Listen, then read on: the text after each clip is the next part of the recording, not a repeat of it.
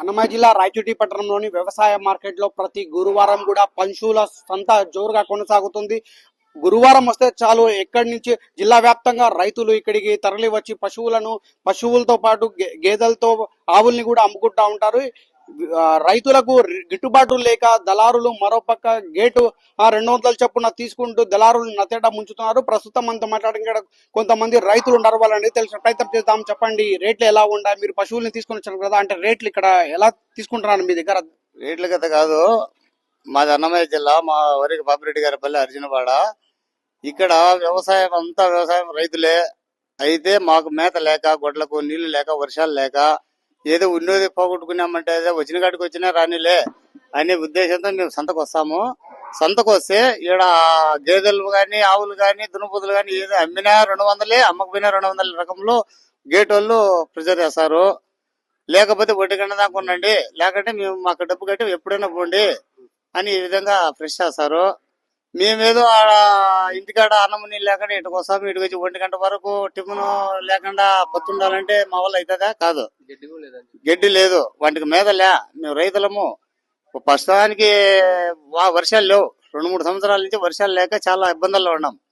అటు టైంలో ఈడికి వస్తే 10,000 పెట్టి ఎనుమున పడ తీసుకున్నామంటే ఇటుకు వస్తే 6,000, 7,000, 8,000 కానీ దళారీలు ఈ మాదిరిగా ఇబ్బంది పెట్టి ఈ మాదిరి చేస్తే మేము రైతులు సన్న పన్నులు ఎట్ట బతకాలా? గతంలో రేట్లు ఎలా ఉన్నాయి, ఇప్పుడు రేట్లు ఎట్లా ఉన్నాయి? గతం వేరు, ఎప్పుడు 6 నెలలకు 7 నెలలకు ముందు వేరు. పోవటమే కానీ రావటం ఉండదు. యాడ చూసినా ప్రజల్లో ఇబ్బందులు ఇదే, పనులే, వర్షాలు లేవు. కాబట్టి సన్న పన్నులు ఎట్ట బతకాలా?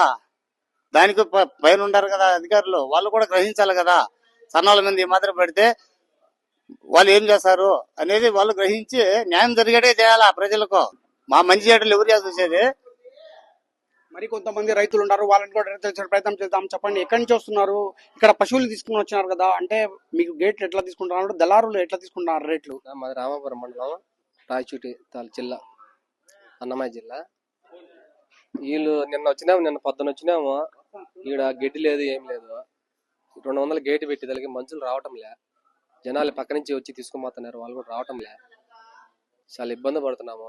ఏదో మేము చదువు మానేసి ఏదో అవసరాలు పడుతున్నాము, ఏదో చేసుకోలేక ఏదైనా వ్యాపారం చేసుకున్నాను. ఎనుగులేని తెచ్చుకుంటే అవి కూడా అమ్మటంలే. ఏదో గవర్నమెంట్ ఏదో సాయం చేస్తే మాకు బాగుంటుంది. మీరు అసలు పశువుల్ని మేపి మీరు తీసుకొని వస్తారు కదా, ఆ రేట్లనే వస్తుందా? అసలు దళారులు మీ దగ్గర ఏ విధంగా తీసుకుంటున్నారు ఇక్కడ పశువులను? దళాలు ఏంది, మన వ్యాపారం జరగదు. మధ్యలో చెప్తా ఉంటారు మామూలే, కానీ రేట్లు లేవు. జనాలు ఇక్కడ గేట్ ఎక్కువ, దాని వల్ల పక్క నుంచి జనాలు ఎవరు కొనుక్కునే దూరపోలు ఎవరు రావటం లేదు.